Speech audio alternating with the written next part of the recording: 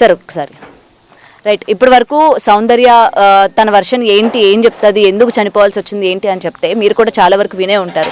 నా భర్త అనుమానించేవాడు, ర్యాపిడో మీద వచ్చినా కూడా అనుమానించేవాడు, లేకపోతే కొట్టేవాడు, తాగేవాడు, చాలా దారుణంగా హింసించేవాడు అని చెప్పి తన ప్రకారంగా తను చెప్పుకొస్తూ వచ్చింది. సో నిజానికి రాజు అలాంటి వాడైనా, నిజంగా హింసించేవాడా భార్యని? లేదండి, ఇదంతా చనిపోయిన వ్యక్తి మీద ఇట్లా ఇష్టం వచ్చినట్టు ఫేక్ న్యూస్ చెప్పడము, అబద్ధాలు చెప్పడము, కావాలని సృష్టించి చెప్పడము, అది అంత ఫేక్ అండి. చనిపోయిన ఆ వ్యక్తి వచ్చి చెప్తాడా ఇట్లా నేను హింసించాను అని చెప్తాడా? అతని వీడియో చూడండి మీరు ఒకసారి. చనిపోయేటప్పుడు ఒక 10-20 నిమిషాల ముంగట వీడియో తీసుకొని, నేను భార్య వల్లనే, నన్ను భార్య హింసించడం వల్లనే, భార్య టార్చర్ వల్లనే భరించలేక నేను చనిపోతున్నా అని చెప్పేసి అతను చెప్పిండు వీడియో తీసుకొని. మళ్ళీ కాల్ రికార్డర్ కూడా ఉంది. భార్య ఫోన్ చేసి మాట్లాడడం అనేది వీళ్ళు భార్య భర్తల మాట్లాడుకున్నారు. కానీ ఇప్పుడు అతను లేడు కదా, ఆల్రెడీ చనిపోయిండు, బొందలు ఉన్నాడు కదా. అతని మీద, చనిపోయిన వ్యక్తి మీద ఇట్లా చెప్తారండి ఫేక్ న్యూస్లో? అబద్ధాలు ఎట్లా చెప్తారా అండి? అతను లేచి ఇప్పుడు నిజాలు చెప్పాలంటే చెప్తారా? పాసిబుల్ అవుతుందా మనకు? చెప్పండి ఒకసారి. అబద్ధాలు చెప్పొద్దండి. ఏదన్నా ఉంటే నిజాలు చెప్పాలి. అట్లా చెప్పాలి కానీ మీ ఇష్టం వచ్చినట్టు. మొన్న ఒకరోజు లైవ్లో కూడా, ఇప్పుడు టీవీ ఛానల్లో వస్తా లైవ్లో కూడా, మా అత్త ఇలాంటిది, మా మేరాలు ఇలాంటిది, మా బావి ఇలాంటోడు, మేము పోతే ఇట్లా చేస్తామని బెదిరించారు, అది అని చెప్పడం ఫేక్ న్యూస్ అండి. ఎవరు చేస్తారండి? నీ భర్త కాబట్టి నీకు అధికారం ఉంటుంది. చనిపోయిండు కాబట్టి అతను వెంట నువ్వు రావాలి, భర్తను చూసుకోవాలి, ఇక్కడ అటెండ్ కావాలి, పోవాలి. నిజంగా మీరు అందరూ ఆపారా తను రాకుండా ఉండడానికి? అటు పోలీసుల చేత ఏమైనా ఆపించే ప్రయత్నం చేశారా? భార్య రావడానికి వీల్లేదు, తన వల్ల చనిపోయిందని అయితే లేదండి, ఇది మేము ఎవరూ ఆపలేదు. ఆమెకు రెస్పాన్సిబిలిటీ ఉంది, భర్త మీద రెస్పాన్సిబిలిటీ ఉంది కాబట్టి పోస్ట్ మార్టం జరిగిన తర్వాత మేము, మా కుటుంబ సభ్యులు అందరూ కూడా, మా అత్తమ్మ, మామయ్య, మా బావ కూడా ఆ పోస్ట్ మార్టం అయిన తర్వాత మా దుఃఖంలో మేమున్నాం. మేమేం చేసినాం, డెడ్ బాడీని తీసుకొని రావాలి ఇంటికి అని చెప్పేసి దాన సంస్కారాలు చేయాలని ఉద్దేశంతో మేము తీసుకొని వచ్చినాం. ఆమె రాకమని కూడా మేము చెప్పలేదు. వీళ్ళు ఏమంటున్నారంటే, అమ్మాయి వాళ్ళు మేము పోతే మేము పోవచ్చా, మేము పోతే పోలీసు వాళ్ళే అద్దన్నారు. పోలీసు వాళ్ళు అద్దంటారా అండి? ఒకసారి చెప్పండి. సొంత భర్తే కదా, పోలీసు వాళ్ళ మీద ఎందుకండి నెట్ పెట్టడం? పోలీసు వాళ్ళ మీద పెట్టదు కదా నెట్. వీళ్ళు ఇట్లా పోలీసు వాళ్ళు అన్నారు, మీరు పోతే మీకు సెక్యూరిటీ ఉండదు, 250 కిలోమీటర్లు మేము వచ్చి మిమ్మల్ని కాపాడలేము, మీరు పోవద్దు, పోతే ఏమైనా అయితే మాకు సంబంధం లేదని చెప్పేసి పోలీసు వాళ్ళు అన్నారు అని చెప్పేసి వీళ్ళు అమ్మాయి అనడం అది తప్పండి. రావాలి అంటే అంతగా ఏమైనా బెదిరించారా? తను వీడియో చేసుకోండి, తను సూసైడ్ చేసుకున్న వెంటనే మీరు ఆమెను చంపేస్తామని కానీ ఏమైనా బెదిరించారా అమ్మ మీరు అందరూ? ఎందుకంటే మరి పోలీసులు థ్రెటనింగ్ చేస్తున్నారు అని అన్నారు కదా. కొడుకు సంత మా మరిది కొడుకు, మేం బెదిరించలే, మేము ఏం చేయలే, వాళ్ళని తిట్టలే. ఏందంటే మా కొడుకు మా ఇంటికి చేరుకోవాలి, మేము దానం చేసుకోవాలి, మేము వాళ్ళ అద్దాని అనలే, మేము ఒక మాట కూడా తిట్టలే.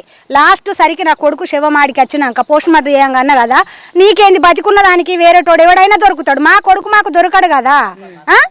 మేము మాకు మనలే అంబులెన్స్లో శవం వేసినాక ఏం చేసింది, ఒకసారి వచ్చింది పైన పడి, నా రాదు నాకు కావాలి, నా రాదు అని ఏడ్చింది.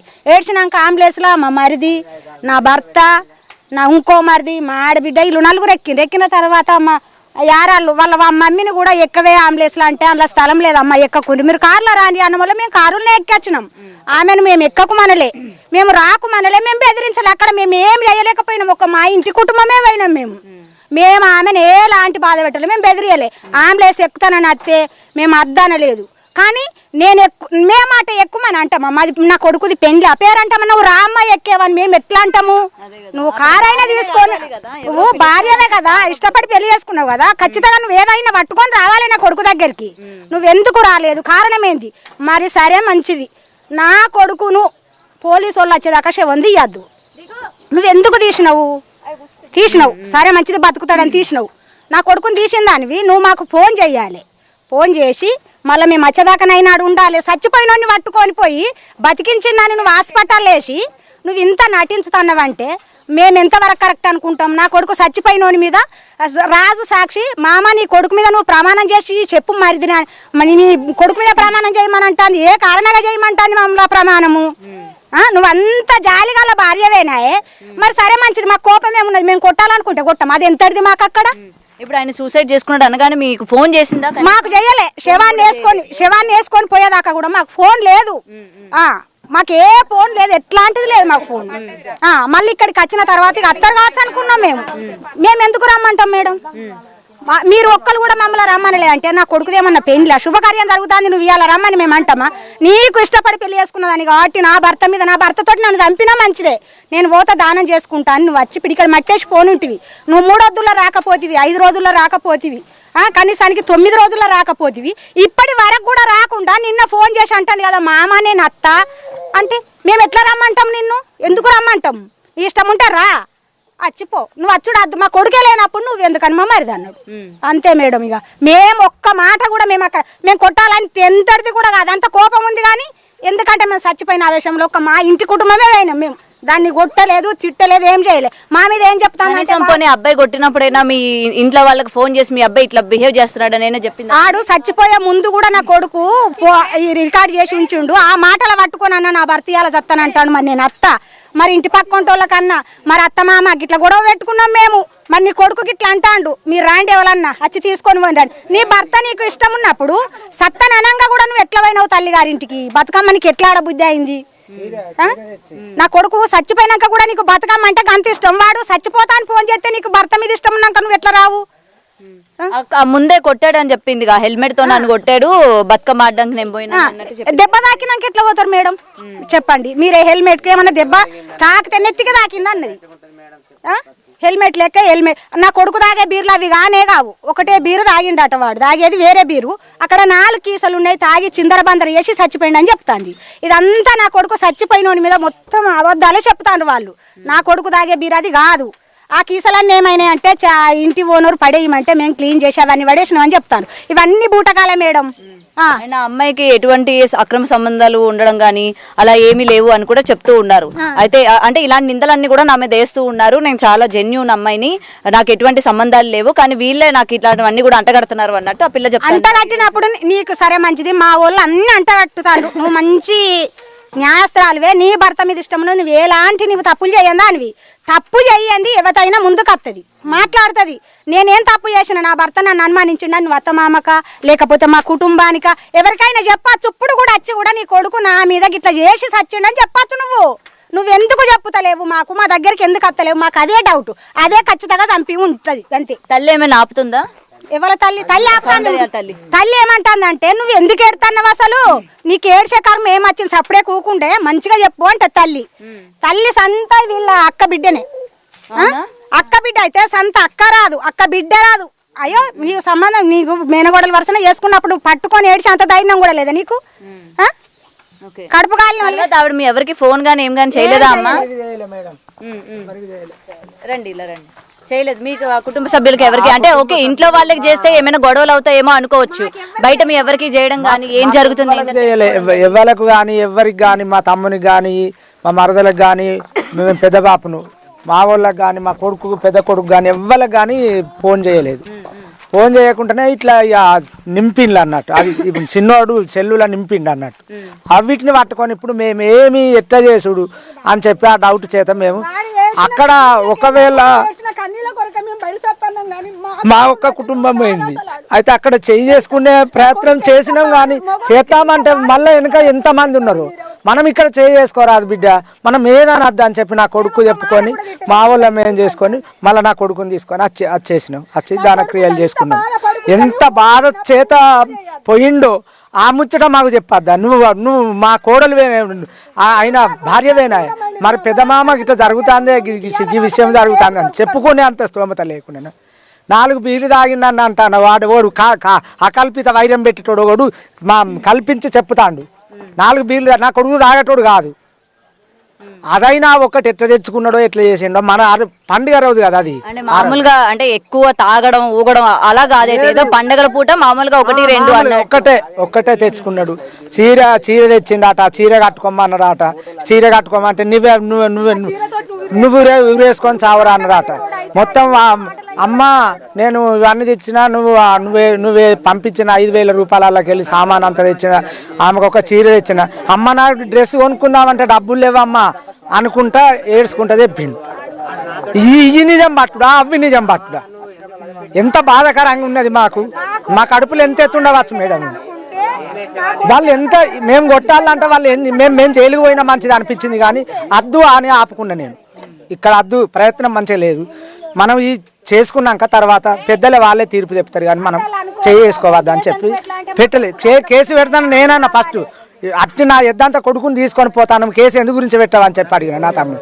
నువ్వు పెట్టకు, నేను పెడతా, నా కేసు నా మీద వేసుకుంటున్నా అన్న. కానీ అన్న అద్దు, ఇప్పుడు అద్దు, మన కొడుకును దానక్రియలు చేసుకున్నాక నేను ఏదో చేస్తా కానీ దాన్ని ఇక్కడ ఏ చేయకమని అన్నవాళ్ళే. ఇక తమ్ముని మాట తీసుకున్నాం, వెళ్ళి వచ్చినాం. ఇక అంతేకాని మేము అనలేదు, చేయలే. వాళ్ళు అక్కడ పుట్టించి చెప్పడానికి 2-3 ఉన్నారు, కానీ మేము అట్లా చెప్పేటోళ్ళం కాదు. తమ్ముడు, మరి ఇందాక నిన్న మొన్న మీరు కూడా వీడియోలు చూసే ఉంటారు సౌందర్య గారివి.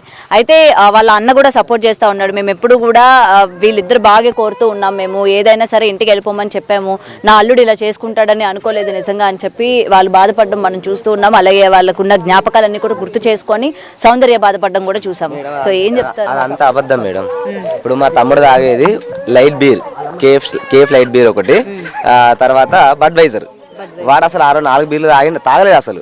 వాడు వైన్స్ లో అక్కడ హైదరాబాద్ వైన్స్ 190 రూపీస్ ట్రాన్స్ఫర్ చేసిండు వైన్స్ కి. 190 రూపీస్ బడ్వైజర్ లేదా కేఫ్ లైట్ గ్రీన్. తర్వాత మన పాన్ షాప్ దగ్గర కూడా 30 రూపాయలు ట్రాన్స్ఫర్ చేసిండు, దేనికి 2 అమెరికన్ సిగరెట్లకు. అంతా తప్పించి వాడు ఏం తాగలేదు అసలు. వాడు తాగబోతుంటాడు, కానీ ఆ దర్వాజా కాడ పెట్టిన సీసా కనిపిస్తుంది, ఏది కేఫ్ స్ట్రాంగ్ బీర్సే కనిపిస్తుంది, కానీ గోడకున్న పెళ్లి ఫ్లెక్స్ ఫోటో, ఈ గోడలకున్న మా తమ్ముని ఫోటోలు తీసుకొచ్చి మొత్తం మన ఏది సోఫా సెట్లు వేసేసి ఆ ఫ్లెక్స్ అంతా మడత పెట్టి చేసింది. కానీ మరి అక్కడ ఏది మన బెడ్రూమ్ లో ఉన్న గ్రీన్ కలర్ సీసా ఏది కేఫ్ లైట్ గ్రీన్ పోయినప్పుడు చూసిన మా తమ్ముడు, నేను టీవీ తీసుకొచ్చుకున్నా, ఎందుకంటే నా తమ్ముడు కష్టం కొనుక్కున్నాడు, నా ఆయన తీసుకొచ్చుకున్నా తమ్ముడు. అక్కడ ఉన్న సీసా మార్చి అక్కడ కరెక్ట్ దర్వాజాలు మంచిగా ఏది మన వీడియోలో కనిపించినట్టు మంచిగా పర్ఫెక్ట్ గా ఆ కేఫ్ స్ట్రాంగ్ లైట్ బీర్ మాడబెట్టిండు.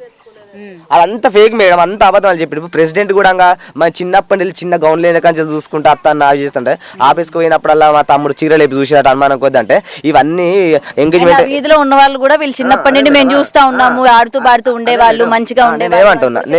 నేనేమంటున్నా, ఇప్పుడు ఎంగేజ్మెంట్ అప్పుడు గొడవ అయింది, ఇవన్నీ గొడవలకు రానోడు, వీళ్ళు గొడవలు పెట్టుకుంటే ఓనోడు. అంటే ఇలా ఇప్పుడు మా తమ్ముని భార్య అనేది చీరలేపి చూపెట్టుడు ఆయన చెప్పిందా పోయి? ఆయన ఎట్లా మాట్లాడుతుంది ప్రెసిడెంట్ అంటాడు? నాకు చీరలేపి చూపెట్టేది రాజు అనుమానం కొద్ది చెప్తే నాకు అమ్మాయి చెప్పంటే ఇవి పర్సనల్ విషయాలు గాడితో మాట్లాడతా. వాడైనా మనిషినా ప్రెసిడెంట్ అంటాడు? వాడు కొడుకు రోషన్ అన్నట్టు మాకు ఫోన్ చేసి మాట్లాడి ఆల్రెడీ మా దగ్గర 17 minutes 30 seconds రికార్డింగ్ ఉంది. ఆ అమ్మాయి ఎలాంటి క్యారెక్టర్ ఏందనేది మొత్తం మా దగ్గర ప్రూఫ్ ఉంది. అప్పుడు చెప్తే వాడు అయ్యే సంగతి. వాళ్ళ డాడీ కూడా నీకు ఏం అవసరం చెప్పకని చెప్పి కూడా అన్నాడు, వాళ్ళ కొడుకుని బెదిరించింది. రికార్డింగ్లు, ఆ పిల్ల క్యారెక్టర్ ఇవన్నీ కూడా మీకు పెళ్ళైన తర్వాత తెలిసిందా?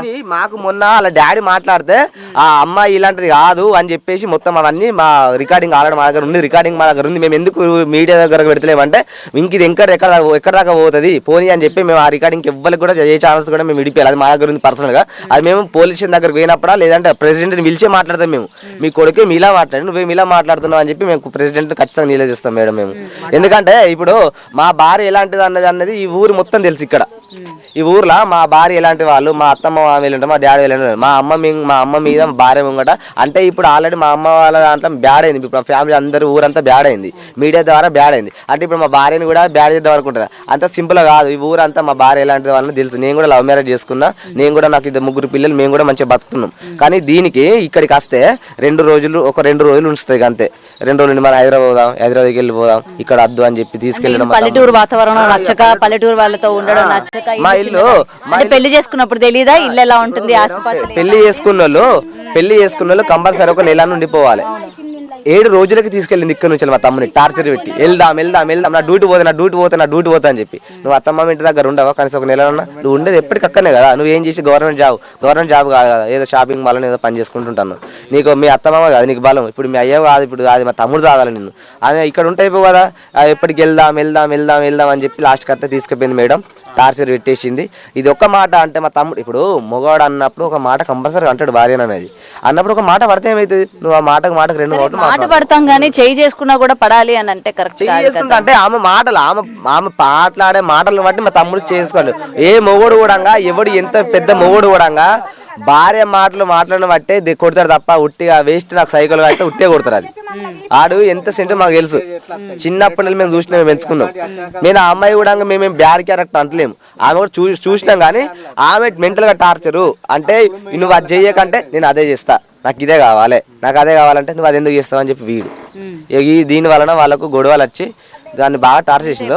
షేర్ చేసుకున్నారా అన్నదమ్ములతో సీక్రెట్స్ ఏమైనా షేర్ షేర్ చేసుకోలేము మేడం, ఎందుకంటే ఏ రోజు కూడా చెప్పలే. ఒక 3 months బ్యాక్ మాత్రం గొడవ అయింది. ఆ గొడవ అయితే మాత్రం చెప్పినావు, ఇద్దరు మంచిగా ఉండాలని చెప్పి మేము ఇద్దరు, వాళ్ళు ఏంటంటే వాళ్ళు డైవర్స్ కోరుకున్నారు. మేమేందంటే ఇద్దరు మంచిగా కలిసి ఉండాలి, పెళ్ళి ఇప్పుడు అవుతుంది కదా అని చెప్పి ఇద్దరు కలిసి ఉండాలని చెప్పి మేము కూడా కోరుకున్నాం, కలిసి ఉండాలి అనుకున్నాం. కానీ ఈ ఒక నెల వరకు మంచిగా ఉన్నారు. ఇక అప్పటి మళ్ళీ గొడవలు స్టార్ట్ అయ్యి ఇట్లా వేసుకున్నారు. మొన్న రీసెంట్గా దసరా బ్యాక్ కూడా ఒక 1 week ఇక్కడికి వచ్చేసినాం. 1 month బ్యాక్ 1 week బ్యాక్ మేము తీర్థయాత్రకి వెళ్ళినాం.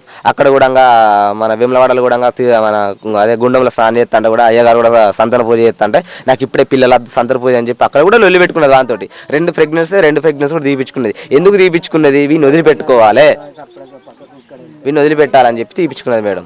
అంత తప్పించి మాకు ఏంటంటే మాకు న్యాయం చేయండి మేడం, మేమేమో ఆమెను చంపుతామని చెప్పి. ఇప్పుడు ఎవరైనా కూడా భర్త అంత లవ్ మ్యారేజ్ చేసుకున్నాం ఏంటంటే మొత్తం తిరిగి వీళ్ళ వల్లే నాకు థ్రెట్ ఉంది, వీళ్ళు నన్ను ఏదో ఒకటి చేస్తారు, అందుకే నేను వెళ్ళలేదు, వీళ్ళు నన్ను బెదిరించారు అన్నట్టు మొత్తం కూడా మీ ఫ్యామిలీయే ఆ పిల్లని బెదిరిస్తున్నట్టు. ఒకటి చెప్పాను రా మేడం, మేము 100 మాటలు అంటాం, లేదంటే 200 మాటలు అంటాం. ఎందుకు? మా తమ్ముడు వేడుకున్న ఆవేశంలో ఎవరైనా ఏమైనా మాట్లాడతారు.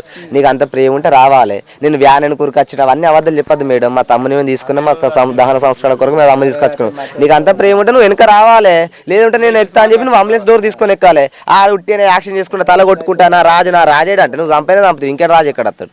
పోయాడు ఎక్కువనే ఉన్నాడు, ఇంకా నువ్వు ఎంత వరినా రాడు, ఏం చేసినా రాడు.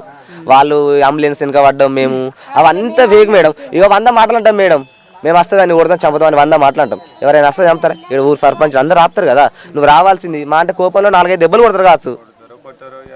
మేము కొడతామో తెలియదు, కొట్టమో తెలియదు. నువ్వు కొడతారు, మేము చంపుతామని చెప్పి నువ్వు ఎందుకు రాలేదు?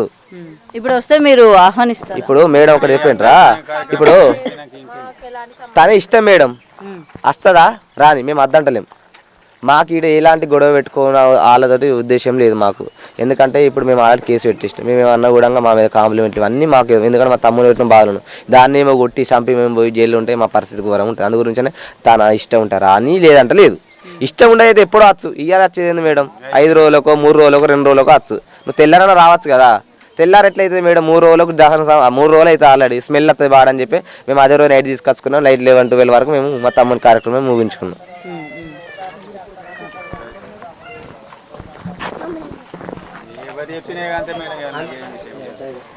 మీరు చెప్పండి, అంటే అమ్మాయి మీతో ఎప్పుడైనా మాట్లాడేదా? ఎలా ఉండేది, ఏంటి స్వభావం మొత్తం కూడా? మంచిగానే ఉండేది నాతోటి, కానీ వీళ్ళకి ఇవి గొడవలు చేయబట్టి కథం దూరం అయిపోయింది.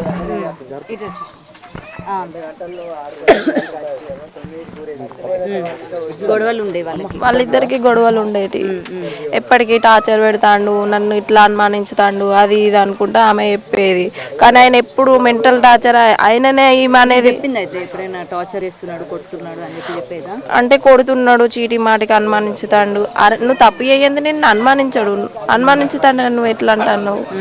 కాకపోతే ఆమెకు ఆఫీస్ నుండి ఫోన్లు వస్తాయి, ఇక్కడికి వచ్చి మాట్లాడేది.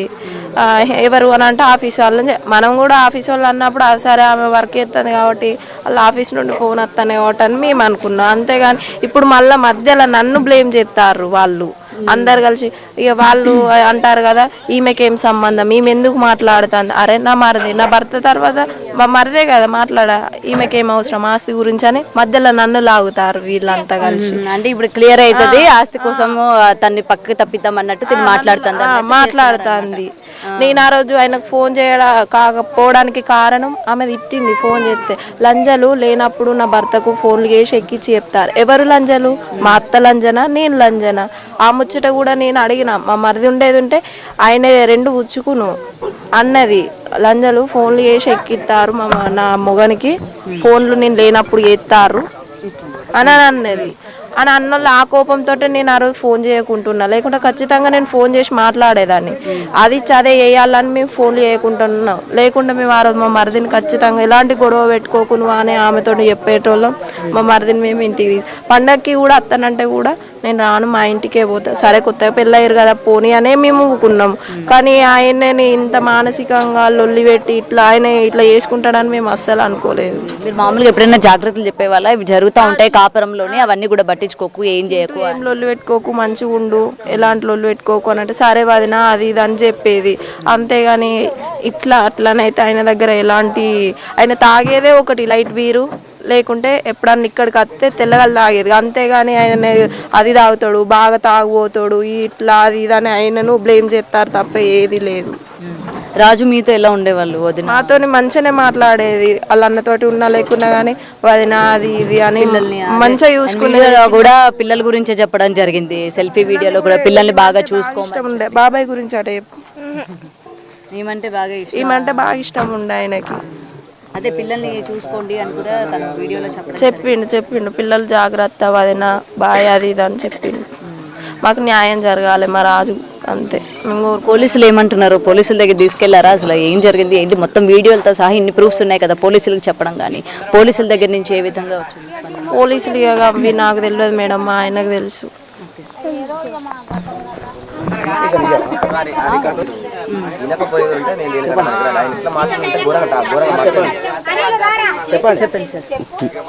మరి ఇప్పుడు ఏం చేద్దాం అనుకుంటున్నారు నెక్స్ట్? పోలీసులకు మీరు మొత్తం కూడా ఈ ప్రూఫ్స్ అన్ని కూడా ఇవ్వడం జరిగిందా? పోలీసుల దగ్గర నుంచి ఏం చెప్తున్నారు? అయితే మేము ఏం చేసామంటే మా బావ అనిల్ మా బావ వెళ్ళాడు పోలీస్ స్టేషన్కి.